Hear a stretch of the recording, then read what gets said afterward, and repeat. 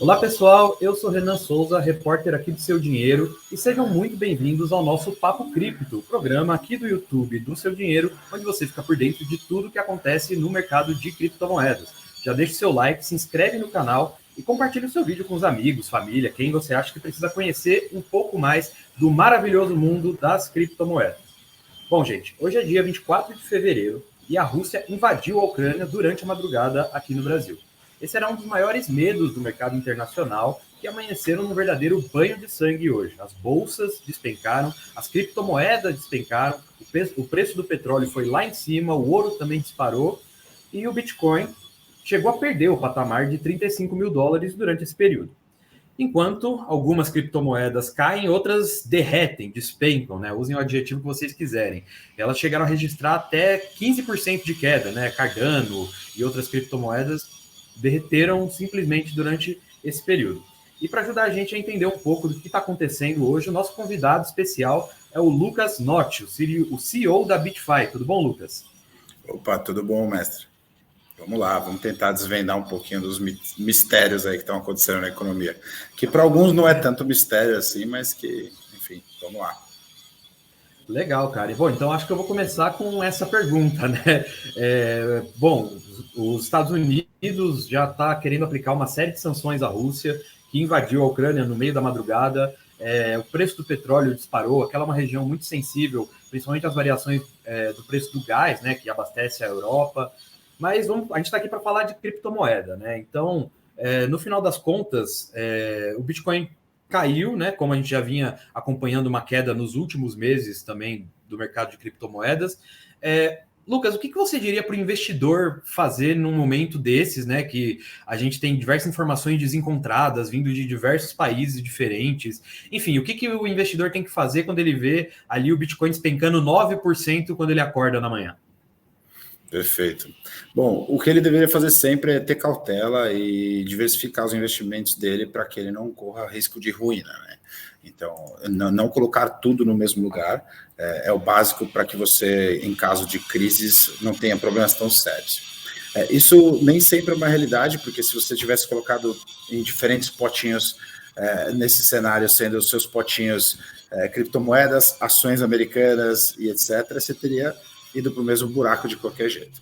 O que está acontecendo no mundo é um momento de incerteza. Todo momento de incerteza, mercados derretem. A gente viveu um momento de incerteza semelhante a esse, claro, com cenários completamente diferentes, mas que foi a divulgação do lockdown do Covid nos primeiros tempos ali, em 2019, 2020. Isso causou uma queda violenta em todos os mercados e o mercado de cripto também acompanhou essa queda. Toda vez que as pessoas não sabem o que fazer, elas preferem tirar o dinheiro delas e ficar com posse daquele dinheiro delas. O que acontece é que muita gente acaba indo para dólar, o preço do dólar sobe no mundo inteiro, é o que está acontecendo nesse exato momento também. Outras coisas começam a acontecer, só para ficar um pouco mais claro, as pessoas vão para ativos que já se provaram ao longo do tempo como ativos que são anticrises financeiras, como ouro, prata e commodities. Ao mesmo tempo, quando você tem uma guerra, muitos insumos como petróleo, como aço, como algumas outras commodities do mundo aí, são muito utilizadas. Então, a tendência natural de que exista muita procura para esse tipo de ativos, visando a valorização num período de guerra. Então, o que está acontecendo nesse momento é um momento de incerteza, ninguém sabe o que vai acontecer. A Rússia já invadiu a Ucrânia, já está acontecendo um problema super sério lá, tanto político quanto local. Então, assim, é muita incerteza. Ninguém sabe se outras nações vão participar disso, se não vão participar disso. A China com problemas com Taiwan, a Rússia com problemas na Ucrânia. Assim, é muita incerteza. E tudo que exige muita incerteza, sempre que existe muita incerteza, a gente acaba indo para cenários de reserva de valor. Então, o que passa crises? Vão para o que passa crises. Na minha humilde opinião, no mundo de criptomoedas, o passar crises é o Bitcoin. Então, assim, do ponto de vista estratégico de investimentos, você estar posicionado em Bitcoin é um mecanismo de você estar posicionado num anti-crise, um anti-fragilidade que está acontecendo. Então, se você vai permanecer em cripto, cara, com certeza não está na hora de inventar teorias sobre altcoins, a gente voltar para o ativo base pode ser uma ideia extremamente inteligente, porque o Bitcoin, por ser o maior e estar há mais tempo, ele é menos volátil do que outras moedas, não sempre, mas em essência. Outra oportunidade, eventualmente, para quem está no mundo inteiro, aí, que nem no caso do próprio Brasil, é ficar posicionado um pouco em dólar, um pouco talvez em euro não, mas em dólar, com certeza pode ser uma boa opção. Mas que, assim, é um cenário de caos. O cenário de caos, a gente vai para as coisas que se provaram importantes ao longo do tempo em cenário de caos. Não, legal, Lucas. Foi bom você ter puxado essa história da reserva de valor, né? Porque recentemente teve uma disparada do preço do ouro também, ele até superou a rentabilidade do Bitcoin num determinado período, se não me engano, do final do mês passado para agora, né? Você acredita que o Bitcoin ele pode se tornar uma reserva de valor no futuro? Ou se ele não... é melhor não usar o Bitcoin agora como uma reserva de valor, sendo que nesse mesmo período que o ouro se valorizou cerca de 6%, o Bitcoin caiu quase 3%, 4%? A pergunta é um pouco ambígua, assim. Eu sou um cara que está 100% em cripto, né? Então, assim, eu olho para Bitcoin, sim, como reserva de valor. Para o momento nosso atual, sim. Ao mesmo tempo, eu, eventualmente, não tenho a necessidade de capital nesse exato momento. Então, o que me dá muito mais tranquilidade para analisar e falar assim, pô, isso é uma crise que está acontecendo, isso não é uma realidade que vai existir para sempre. As pessoas não veem no Bitcoin a reserva de valor que eu enxergo nesse momento, e já passamos por crises muito piores. Assim, eu estou em cripto desde 2011, sem saber o que eu estava fazendo, desde 2013 já entendendo um pouco mais. Eu desenvolvi diversas tecnologias, uma delas é a própria BitFi, né, que é uma self-custody wallet, da qual você é dono das suas chaves. Então, eu passei por crises de oscilação de 60% diária. Então, assim, olhar uma crise como essa, ela é significativa, mas eu sei o que acontece ao longo do tempo. Principalmente porque as crises acontecem em todos os mercados. O mercado de cripto só ele é um pouco mais volátil do que alguns outros. Coisa que, putz, cara, se você pegar em 2019, foi um ano bem importante para o Bitcoin, ele foi menos volátil do que o dólar. Então, o dólar para real foi mais volátil do que o Bitcoin. Então, assim, a volatilidade disso assusta um pouco, mas isso não deixa de ser um ativo de reserva de valor nesse momento, na minha concepção. Então, o Bitcoin ele é uma moeda anti-inflacionária por natureza, sem uma central de autoridade, guiada por oferta e demanda. Ser guiada por oferta e demanda, ela faz com que qualquer oscilação violenta em coisas acontecendo no mundo, que nem uma crise como essa, que explodiu a primeira bomba, ninguém sabe o que vai acontecer. Isso causa oferta e demanda ficar desbalanceada e ter muita queda. Ao mesmo tempo, passa-se o tempo, a propriedade de ser sem central de autoridade, ela prevalece. Então, imagina que todos os ucranianos fazem absolutamente nada de ideia do que vai acontecer com o próprio país deles. Então, putz, cara, eventualmente fazer uma reserva de valor pode ser bastante interessante. Qual que é a reserva de valor digital que a gente tem hoje? Ela não é tão simples de ter. Não existe tanto acesso a isso. O Bitcoin ele dá uma reserva de valor digital descentralizada, sem uma central de autoridade, da qual o acesso é super fácil. A liquidez disso é super fácil em qualquer lugar do mundo. Então, para um ucraniano sair com Bitcoin e ir para outro lugar pode ser interessante. Então, a mesma coisa que pode acontecer na Europa inteira. Então, assim, na minha opinião, é sim um ativo de reserva de valor, mas que de forma digital ele ainda não é tão perceptível, e ele, apesar de ter enfrentado algumas crises, ele ainda não passou por todas as que o ouro já passou. Não, legal, e bacana você falar isso, né, porque às vezes a gente está falando, né, de países, né, países emitem moeda, e no caso, por exemplo, de uma Ucrânia contra a Rússia, né, você fala, pô, qual que é a moeda mais forte nessa hora, né, ou a pessoa quer fazer uma reserva própria, às vezes o governo pode sequestrar aquelas reservas mesmo das pessoas, né, como eu e você, os ucranianos que estão ali, fala, putz, a gente está precisando de recursos para a guerra, vamos captar da onde, né, enquanto que o Bitcoin ele não é confiscável nesses cenários, né, então até uma forma, tá aí você que está na Ucrânia nos ouvindo, né, traduzindo esse nosso papo, fica aí uma indicação, né, se acontecer em momentos de crise também, ele pode se tornar uma reserva de valor até contra os próprios governos, né, em última instância. Sim, com certeza. Acredito de verdade que assim alguns movimentos estão acontecendo no mundo. Bancos da Europa inteira estão vetando o funcionamento de bancos russos nos próprios países. Então, assim, estão congelando conta de todo mundo e coisas do tipo assim. Isso faz com que você não tenha acesso ao seu próprio dinheiro. O Bitcoin ele vem justamente para que você seja o dono do seu próprio dinheiro. Um ponto bem importante é que o presidente da Kraken falou há algumas semanas, tudo que está dentro de corretoras é confiscável. Então, para você ser dono das suas criptomoedas, você precisa ter uma carteira.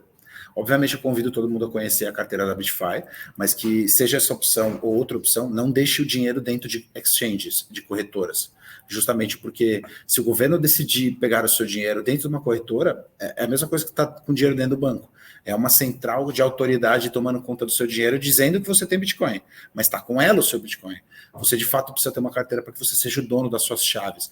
Para que, por exemplo, se alguém pedir para a BitFi travar a sua conta, você simplesmente pega as suas chaves e sobe numa outra carteira e você tem acesso aos seus fundos lá. Porque a gente não guarda as chaves da sua carteira. Então, o ponto importante é ter uma carteira, principalmente em tempos de crise, né? No Canadá está acontecendo um movimento de travar contas de exchanges. Muitos dos CEOs dessas próprias empresas que estão lá no Canadá falam, não deixa dinheiro na corretora, cara. O governo pode vir aqui e falar para você que o seu dinheiro é dele e não tem o que fazer. Então, nesses momentos que as pessoas têm que estudar um pouquinho, entender que, por mais que o Bitcoin ele seja anti-central de autoridade, né, você precisa ser o dono do seu Bitcoin. Não, legal, Lucas. Foi legal você puxar a história da BitFi, porque eu sou um usuário, né, da BitFi também. Então, eu acho a interface muito boa, né? Ela é muito intuitiva. A gente já teve essa conversa uma vez quando a gente estava discutindo sobre outros assuntos do mundo, né? E um desses pontos que você levantou, Lucas, quando a gente estava conversando, era justamente a história de criar um cartão, né? Que eu te falei, putz, por que não criar um cartão da BitFi, né? Não seria mais fácil você passar um cartão em Bitcoin, assim? Não seria uma coisa mais intuitiva para as pessoas? E você achou que não. Eu achei curioso isso na época. Eu queria trazer isso de novo, essa pergunta de novo para você, Lucas, para as pessoas que estão ouvindo a gente, para elas entenderem por que não seria interessante ter um cartão de crédito em criptomoedas. Um cartão de crédito, débito, enfim. Sim, perfeito. Assim, eu acho que assim, a ideia ela não é ruim. A grande questão é que o sistema financeiro tradicional ele não conversa com criptomoedas ainda. Então, as empresas que proporcionam um cartão para você usar o seu saldo de criptomoedas toda vez que você passar esse cartão, elas que têm a posse dos seus criptoativos. Você não tem a posse dos seus criptoativos quando você usa um cartão. Porque esse cartão está transacionando reais. O que a corretora que você usa eventualmente está fazendo é o que? Ela está vendendo essa criptomoeda, colocando uma super margem em cima disso e fazendo essa transação com o dinheiro dela, antecipando esse dinheiro. Então, assim, na minha opinião, se você não é o dono das suas criptomoedas, isso está errado. Então, para mim, você ter um cartão significa que você não é o dono do seu próprio dinheiro. A gente até pensou algumas vezes, e essa ideia eventualmente pode até acontecer, mas muito mais com o intuito de te dar um crédito rápido num cartão do que você usar o seu saldo. Para que eu, BitFi, por exemplo, conseguisse te dar um cartão que utilizasse o seu saldo, significaria que eu teria acesso às suas criptomoedas, e eu não tenho esse acesso. Então, todo mundo que te ofertar isso, não que isso seja ruim, pelo amor de Deus, existem empresas super sérias fazendo isso, mas que você não é o dono do seu ativo. Em momentos de crise como o momento que a gente está vivendo, talvez essa seja uma opção muito mais inteligente do que ter uma acessibilidade fácil. A BitFi hoje permite que você faça pagamentos em máquinas da Cielo usando a funcionalidade de QR Code. Essa transação é completamente diferente. Ela está fazendo com que você está vendendo bitcoins para a BitFi e a BitFi está fazendo o pagamento para você. Mas que quando você faz o pagamento, você inclusive paga a taxa de transferência, porque eu estou comprando de você. Então, assim, para pagar um cafezinho com Ether, está custando uns R$100 agora. Então, talvez não seja a moeda ideal para isso. Mas que a gente tem stablecoins dentro do nosso produto, tanto de reais quanto de dólares, de euro, que você pode pagar tudo usando dólar, pagando uma taxa de mineração de 1 centavo de dólar, menos do que isso. Então passa a ser relevante. Então depende da criptomoeda, faz sentido como forma de pagamento, e depende da criptomoeda, não. E em qualquer um desses cenários, o cartão de crédito que você usaria para fazer esses pagamentos, ele significaria que você não tem acesso às suas criptomoedas, ou pior, que outras pessoas também têm acesso às suas criptomoedas. Uhum. Isso é talvez, como você falou, né? Pior do que você não ter acesso a elas, né? Voltando a falar um pouco de mercado, Lucas, a gente está vendo uma correlação muito grande entre o Bitcoin e as grandes empresas, grandes bolsas americanas, né? Como o Nasdaq e o S&P. Assim, exercitando um pouco da futurologia aqui, quando que o Bitcoin vai começar a andar pelas próprias pernas, né? No sentido de ele vai começar a seguir os próprios padrões, ele vai começar a seguir a própria lógica do mercado. Agora a gente está vendo que qualquer notícia que surge nos Estados Unidos, na Rússia, na China, banimento de mineração, guerra, a lei do Fed que vai lançar uma diretriz sobre criptomoedas. Tudo isso está influenciando muito no preço do Bitcoin. Só que toda vez que a gente vai conversar com algum desses especialistas do mercado, a resposta é sempre a mesma. Isso não altera os fundamentos da criptomoeda. Então, quando é que o Bitcoin vai começar a andar com as próprias pernas e viver a própria lógica do próprio mercado cripto e largar um pouco as bolsas tradicionais do mercado tradicional? Cara, eu respondo a sua pergunta dizendo a mesma coisa que as outras pessoas dizem, que o Bitcoin tem os seus próprios fundamentos. Na verdade, assim, brincadeira, eu vou ser um pouco mais teórico aqui e ver se soluciona um pouquinho dessa dúvida das pessoas. Quando a gente tem a economia de um país, desde 1775, o Adam Smith estudava o efeito multiplicador da economia. O efeito multiplicador da economia significa que a economia é baseada em diferentes setores. Então, você tem o setor de produção de aço, o setor de construção civil e etc. Vou usar esses dois como exemplo. Toda vez que o aço tem um avanço muito grande em relação ao seu preço, ele faz com que o preço dos imóveis cresça muito, porque construir ficou muito mais caro. Então, todos os 12 setores da economia, eles impactam diretamente uns aos outros. Então, toda vez que um deles está indo muito bem, ele joga todos os outros para cima. E toda vez que um deles está indo muito mal, joga todos os outros para baixo. Então, o Bitcoin e as criptomoedas é uma nova classe de ativo que, diferente do aço ou do petróleo ou de alguma outra coisa, ela tem as suas próprias composições. Então, como ela se comporta? Com certeza, os investimentos feitos por empresas em criptomoedas, através dos ETFs de criptomoeda, através dos fundos de pensão que estão comprando cotas de ETFs e etc., fazem com que cotas de fundos, perdão, fazem com que o Bitcoin, uma das variáveis que compõem a positividade do Bitcoin, seja o mercado de finanças tradicionais. Então, quando essa das variáveis que compõem o valor do Bitcoin cai muito, ele derruba todas as outras. Então, assim, é um mecanismo que, assim, o Bitcoin ele não é algo que acontece por si só, ele é um conjunto de variáveis que juntas dão uma resultante diferente. E que, inclusive, o Bitcoin, a queda no Bitcoin no futuro vai impactar muito outras economias também, outros setores da economia. Então o Bitcoin é só a 13ª, digamos assim, eu falei 12, enfim, dependendo do caso, existem mais ou menos, mas que o Bitcoin ele é uma nova ali, é uma linha nova nessa matriz de 12 por 12, agora virou 13 por 13. Não, legal. E quando você fala de impactar, né, a gente viu El Salvador adotando o Bitcoin como moeda oficial. Então, se tem um avanço muito grande ou uma queda muito grande também, isso influencia no dia a dia dos salvadorenhos também, né? Isso é um cenário bem pitoresco, na minha opinião. Assim, o Bitcoin ele tem uma composição como reserva de valor, na minha opinião, formidável.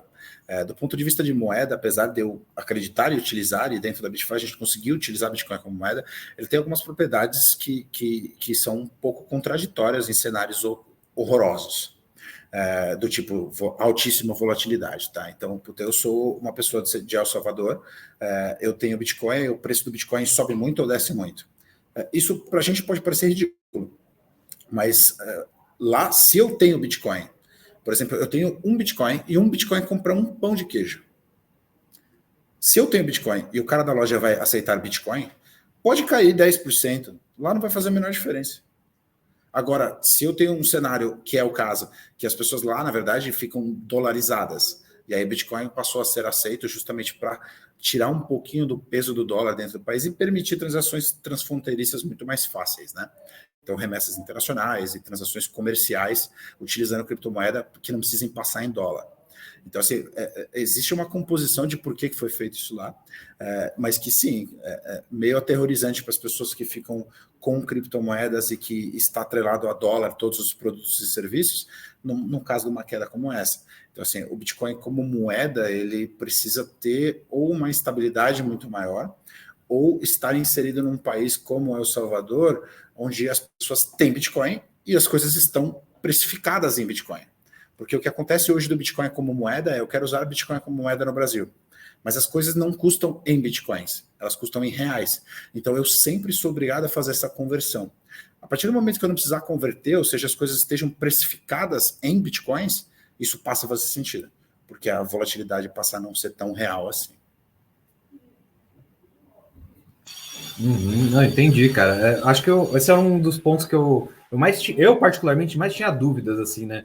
E quando a gente fala de muitos entusiastas de cripto, né? A gente vê no Crypto Twitter, nas páginas de Facebook, enfim, na comunidade como um todo, o pessoal falando, não, que El Salvador é um baita case, assim, e tal. Eu vou comprar aqui um Starbucks com Bitcoin. Aí, quando você para sentar e analisar, você fala, peraí, mas eu estou comprando em dólar ou em real? E você trazendo essa perspectiva de que compre Bitcoin em Bitcoin, né? Isso aí perde a perspectiva de dólar ou real, né? Isso acaba sendo, como você falou, um pão de queijo por um Bitcoin é 1 para 1 e já era, né? Na verdade é muito simples, cara. Por que Bitcoin não é moeda? Ele tem todas as propriedades de moeda, ele só não tem uma delas, que é as coisas estarem precificadas naquele determinado ativo. Então, assim, cara, a gente poderia usar soja para comprar absolutamente tudo. Soja tem liquidez para ser usada como moeda, mas não é moeda, porque as coisas não estão precificadas em soja. Ao mesmo tempo, as coisas não estão precificadas em Bitcoin. O Bitcoin chegou a ser a 6ª maior moeda do mundo em relação ao volume de mercado, em comparação a moedas fiduciárias. Não dá para descartar que isso é possível de ser usado. Existe liquidez para você comprar países em Bitcoin. Então, assim, não podemos descartar isso como um mecanismo real de troca. Ao mesmo tempo, as coisas não estão precificadas naquele determinado ativo. O que todos os metaversos e todos os marketplaces de NFT, eventualmente, sejam um dos first steps ali para a gente ter as coisas precificadas em cripto. Não, maravilha. O metaverso ainda é um tema, é um tema espinhoso que a gente vai te convidar de novo, Lucas, para falar só de metaverso mais uma vez aqui, porque hoje a gente. Não, com certeza. O pessoal que está nos ouvindo, que está nos assistindo, encha um saco aqui nos comentários e lá nas redes sociais do Lucas para ele voltar aqui e falar só de metaverso com a gente. Se vocês conseguirem perturbar bastante ele insiste para voltar. Não, legal. Vou até fazer um convite aqui, pedir para o pessoal seguir a gente nas nossas redes sociais, né? @BitFiApp. Lá a gente posta bastante conteúdo sobre NFT, sobre metaverso, então as pessoas podem ter mais acesso ao conteúdo base para isso. E aí, cara, estou super à disposição de vir aqui discutir, porque é um tópico que eu gosto muito. Assim. Não, e é um tópico que está muito em alta também, né? Mas por falar em tópicos em alta, né? A gente estava falando de El Salvador, falando de tópicos em alta, falando de lei, é claro, né? Era para sair essa semana uma ordem executiva lá do Joe Biden sobre criptomoedas, né? Acabou não saindo porque, enfim, toda essa questão com a Rússia acabou tomando um pouco do tempo do Joe Biden, né? E aqui no Brasil, diversos projetos de lei também estão avançando no Congresso, né? Apesar do sistema bicameral jogar de uma casa para outra e demorar um pouco da coisa realmente avançar e ganhar corpo e a gente conseguir analisar com frieza o que vai acontecer. Lucas, eu acho que minha pergunta para você é justamente essa, né? A gente está vendo uma série de regras em cima das criptomoedas, regulamentações, regulações, diretrizes, enfim, né? Minha pergunta isso é bom para as criptomoedas? Isso é positivo para o Bitcoin? É positivo, por exemplo, para o investidor que vai ter um respaldo legal? Enfim, o que você acha? Qual é o saldo de todas essas legislações que estão surgindo em diversas economias pelo mundo? Bom, primeiro, respondendo a pergunta de maneira muito direta, sou extremamente a favor da regulação. Claro, mediante essa regulação ser inteligente. A gente vê em alguns países, como a própria Rússia, como a China, como a Índia, um movimento de proibição para entender. Então, eles não sabem, eles proíbem. Isso, na minha opinião, é completamente contraditório. Isso não deveria acontecer aqui em lugar nenhum do mundo. Ao mesmo tempo, o Brasil ele tem um cenário completamente diferente, né? Os principais governantes do país, do qual se relacionam com a economia e com a criptoeconomia, de certa forma, eles estudam as criptomoedas em sua essência. O próprio Roberto Campos Neto, do Banco Central, que é o presidente do Banco Central, ele tem uma área dentro do Banco Central que estuda criptoativos, mecanismos de tokenização, blockchain, etc. Um programa do Banco Central foi aberto há pouco tempo, chamado Lift Challenge, que é o estudo de como melhoraria a vida das pessoas no Brasil se a gente tivesse uma Central Bank Digital Currency. Então, assim, o Banco Central do Brasil, ele é extremamente aberto para esse tipo de discussão. Eu já fui para Brasília algumas vezes para discutir esse tipo de coisa com governantes. Então, assim, o que tem de bom nisso e como é que a gente traz a parte boa para o mercado? Então, sim, sou a favor da regulação. Acredito que tudo que existe de novas tecnologias no mundo está no momento assim, né? Esse é o certo, esse é o errado, e as coisas giram aqui nesse meio. No mundo de criptomoedas, assim como o mundo de gambling, de apostas e coisas do tipo, o que está acontecendo assim, não tem regulação e todo mundo faz tudo. Assim, a gente passa do limite do que deveria ser feito e aí está errado. A gente sabe que tem coisa errada, então, para esse cenário onde a gente sabe que existem coisas erradas sendo feitas, precisa de regulação. Eu acredito que a gente precisa ter uma regulação muito mais de controle perante ao que está acontecendo do que de tributação, de taxar e coisas do tipo assim. Então, no Brasil, por exemplo, nossa estrutura financeira ela é muito impactada quando sai muito dinheiro sem o governo saber do país, por exemplo. Então, quando a gente manda uma remessa internacional via Bitcoin para outro pedaço do planeta, eventualmente não passa nas diretrizes do Banco Central, da Receita Federal. Então, a gente não sabe quanto dinheiro tem dentro de casa. As políticas públicas elas são baseadas em quanto dinheiro que existe. Então, o problema não é você ter enviado dinheiro para fora. Eventualmente, o problema é você ter feito isso e ninguém ter ficado sabendo. Então, assim, eu acho que as diretrizes elas vêm muito mais para ter um controle do que está acontecendo do que para vetar algo de acontecer. Então, acredito que a hora que a gente tiver as regras do jogo, a gente consegue expandir muito dentro daquelas regras. Porque grandes investidores hoje, grandes bancos, grandes instituições financeiras, não provêm acesso a empréstimos descentralizados, por exemplo, porque não tem uma regra clara do jogo. Mas, cara, a gente poderia ligar a um banco e pegar um empréstimo usando alguma coisa como o Bitcoin como garantia, pegando empréstimo a uma taxa de juros de 0,2% ao mês. Porque 0,2% no Japão é coisa pra caramba, cara. Então, assim, putz, cara, por que não fazer isso pegando dinheiro do japonês? Por quê? Porque não existem regras claras de como o banco poderia ter acesso a esse tipo de coisa. Então, assim, de fato, a economia é muito maior do que parece, as variáveis econômicas são muito maiores, né? Os governantes, supondo uma seriedade, tá? Eu não posso falar pelo país inteiro, mas muitos dos que estão nos cargos políticos relacionados à economia hoje são extremamente decentes. A gente olha para isso e fala assim, cara, é tudo muito complexo. Pequenas mudanças geram muito impacto. Não dá para bloquear e também não dá para liberar. Então, vamos ver onde é que é o meio termo e como é que a gente consegue controlar o que de fato importa. Então, assim, vai ser algo que vai demorar bastante tempo, bastante real.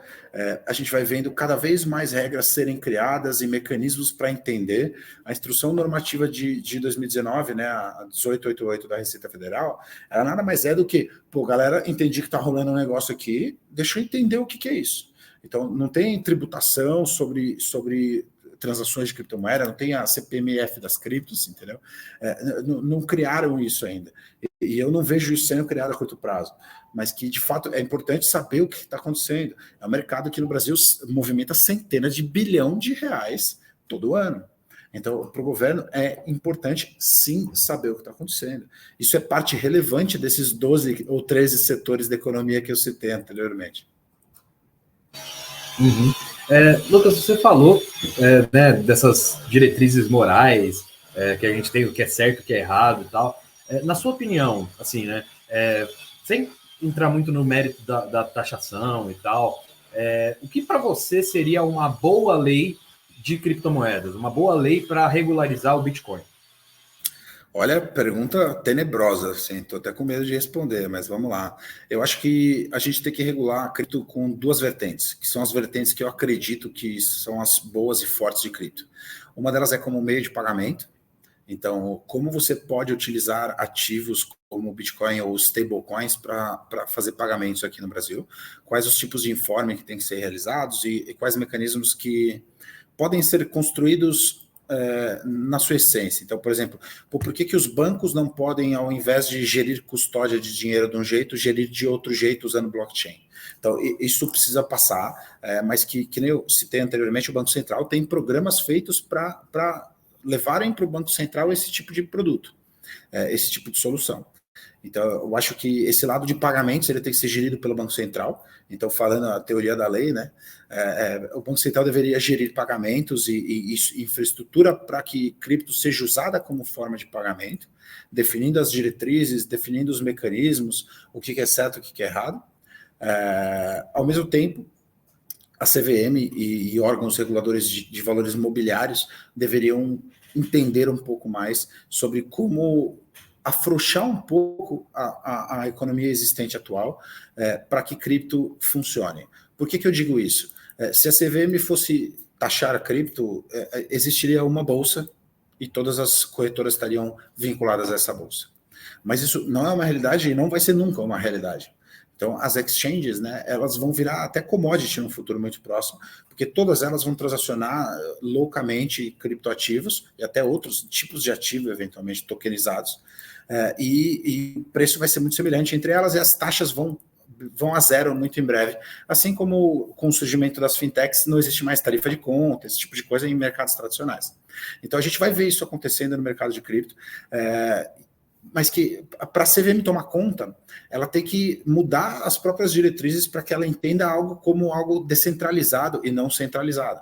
Então, o investimento tem que ser visto de maneira descentralizada e não existindo uma regra única de instituição.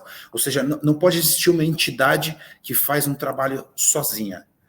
Precisam existir mecanismos, ou seja, entidades, vão voltar para o mundo de cripto, vamos falar que precisa ser descentralizado, né? Então, um ponto pode fazer vários trabalhos. Para ser este ponto, por exemplo, um nó de Bitcoin, ele faz uma série de coisas. O minerador, ele faz outra série de coisas. São duas entidades diferentes que se conversam dentro dessa rede, mas eu posso ter infinitos nós e infinitos mineradores. Então, a regra de jogo, eu acho que tem que ser muito mais descentralizada do que o modelo centralizado de custódia hoje. Mas que vale lembrar, pessoal, assim, a gente tem um sistema financeiro desenvolvido desde 1914. Criptomoeda existe há menos de 15 anos. Então, assim, existe uso prático no dia a dia e volume real de negócio há 10 anos, ou menos do que isso. Então, assim, a gente está num negócio muito novo. Você fala assim, não, pô, a CVM tem que regular tudo em 30 segundos e coisa do tipo. Cara, as coisas não são assim, né? Meu pai sempre disse uma frase para mim que as coisas são como são por razões históricas. Então, por que a gente tem isso? Porque ao longo do tempo isso era feito e foi criado e era bom assim. Aí vem algo disruptivo, não dá para jogar fora isso. Você tem que ir criando as coisas e fazendo as coisas andarem para o lado correto. Isso leva tempo. Não, cara, perfeito. Simplesmente perfeito, né? Porque a gente fica, às vezes, meio ansioso, né? Querendo logo uma lei, uma regulamentação, uma diretriz, né? Quem é a favor da regulamentação de cripto, óbvio, né? E realmente, às vezes, dá uma ansiedade, assim, a gente fala, putz, mas não tá rolando, não tá saindo, como é que a gente vai resolver a partir de agora, né? Enfim, vai ficar pro futuro para a gente debater isso. E agora, Lucas, indo para os nossos finalmente aqui, né? A pergunta que nenhum convidado aqui do Papo Cripto consegue escapar, né? Que é a nossa famosa pergunta do próximo $1.000.000 de dólares, de reais, de euro, na moeda que você estiver investindo, ou do seu próximo 1.000.000 de bitcoins, né? Vamos colocar assim, que são as suas apostas para o futuro, né? Vale lembrar para quem está nos ouvindo, quem está nos assistindo, quem está nos acompanhando aqui, a gente sempre repete isso, que essa não é uma indicação de investimento. O Lucas não vai falar invista nessa criptomoeda em específica, até porque eu acho que nem poderia, né? Você tem certificação para fazer isso, Lucas? Não tenho, não faço, mas posso dar minha opinião. Na verdade, o que eu até falo eu posso falar para vocês o que eu faço. Se está certo, se está errado, é extremamente duvidoso, tá? Eu vejo o setor de criptomoedas assim como a economia tradicional. Então, dentro do setor de criptomoedas existem vários subsetores, coisas que uma impactam a outra. Então, no mundo de criptomoedas, a gente tem moedas que a gente chama de Layer 1, ou seja, Layer 1, primeira camada, digamos assim, que são moedas que servem para as coisas serem construídas em cima dessa camada. Então, por exemplo, o Ether, o blockchain do Ethereum, ele é um blockchain extremamente relevante. Por quê? Porque muitas coisas podem ser criadas em cima. Muitos tokens podem ser criados em cima. Tecnologias como NFTs podem ser criados em cima. Smart contracts podem ser criados em cima. Então, ele é um blockchain de infraestrutura. Assim como na nossa economia real, todo blockchain de infraestrutura é como a nossa infraestrutura. Então, não existe construção civil se não existir o aço. Então, se construção civil estiver porrando, estiver dando muito certo, o aço vai estar dando muito certo. Então, eu vejo as moedas de Layer 1 como as moedas que a gente deveria ter grande parte do nosso portfólio. Ao mesmo tempo, não tem uma moeda que dá certo e uma moeda que dá errado. Dê uma estudada sobre moedas de Layer 1, faça um basket de 5, 6 moedas. Obviamente, cada um tem que ver como pode fazer os seus investimentos. Ao mesmo tempo que existem 3 outras áreas que eu acho que vale a pena a gente olhar. A primeira é provedores de liquidez, né? Por que os bancos são tão fortes aqui? Porque toda vez que a gente precisa de alguma coisa relacionada a dinheiro, a gente vai nos bancos. Então, os provedores de liquidez das finanças descentralizadas são tecnologias como a Uniswap, a PancakeSwap, a Uniswap, essas tecnologias de prover liquidez, assim como as próprias corretoras. Então, essas empresas estão crescendo muito e essas moedas estão crescendo muito porque elas são os novos bancos dessa nova economia. Elas provêm liquidez para as pessoas. Eu preciso transformar isso em outra coisa e é lá que eu estou lá podendo fazer isso. Então, colocar ali 20%, 30%, acho que talvez 20%, 25% do seu portfólio ali, 50% em infraestrutura, 20%, 25% nisso. Eu chamo de poupança de cripto, tecnologias como a Celsius Network, a Nexo, que pagam para você deixar lá a sua grana para eles fazerem peer-to-peer lending, staking, etc. Eu acho que esses podem ser mais de 20% a 15% do seu patrimônio também. E, ao mesmo tempo, os 5% restantes para total loucura e abstração, que aí é metaverso, NFTs e coisas do tipo assim. Então, eu acho que se você fizer esse basket de moedas, o seu resultado, além de antifrágil, ele fica mais interessante ao longo do tempo. Não, perfeito, cara. Nossa, eu realmente vou anotar tudo aqui. Na próxima vez que você voltar aqui, eu quero ver gente comentando, falando, ó, fiquei milionário por causa do Lucas. Não, brincadeira, gente. Não é hora de fazer isso. Mas eu também espero que sim, né? Que foram dicas muito importantes, eu acho, né? O pessoal fala de colocar. Na verdade, assim, não foram nem dicas, foram o que eu faço. Então, se eles ficarem ricos, quer dizer que eu estou feliz. Se eles ficarem ricos, então vocês vão ver o Lucas num jatinho particular, nas Bahamas. O próximo Papo Cripto vai ser em Dubai, né? Não, muito pelo contrário. Eu com certeza estaria participando de vários eventos filantrópicos que eu gostaria de participar, mas não consigo porque eu não tenho dinheiro. Não, muito legal. Lucas Nosh, o CEO da BitFi. Lucas, muito obrigado por participar aqui do nosso Papo Cripto. Acho que você trouxe ideias muito interessantes. Um papo super legal aqui. Para além, a gente conversou poucas vezes assim, né? Mas acho que a gente tem uma sinergia muito boa. O próximo Papo Cripto pode ficar 1h30 aqui, que a gente vai ficar falando só de projetos que a gente gosta, de programação, enfim. Cara, você quer deixar um último recado para o pessoal, para todo mundo que está nos ouvindo, nos assistindo? Claro, bom, primeiro, obrigado por assistir, acho que é um conteúdo que eu espero que tenha feito bastante diferença para vocês, e que, obviamente, eu gostaria que vocês conhecessem os canais da BitFi, conhecessem o nosso aplicativo, conhecessem um pouquinho da questão de carteira, que não é algo muito falado aqui no Brasil, e que é, de fato, muito importante. Então, conheçam a BitFi, baixem o nosso app e deem a opinião de vocês para a gente lá nas nossas páginas, prometo que eu volto e respondo todas as opiniões de todo mundo. Legal, eu uso, então eu sei que é bem bom mesmo. Eu falo com experiência própria que eu gosto bastante. Eu sou cliente da BitFi, mas além disso, né, o Lucas também é um baita de um desenvolvedor. Pessoal, a gente vai ficando por aqui, então. Não deixe de acessar os canais da BitFi, claro, e o seudinheiro.com. Lá a gente tem uma cobertura diária de criptomoedas, todos os principais movimentos do mercado, tudo que vocês precisarem saber sobre cripto e como investir, vocês encontram lá no seudinheiro.com. A gente vai finalizando por aqui. Um abraço, pessoal, e até o próximo programa. Falou, Lucas.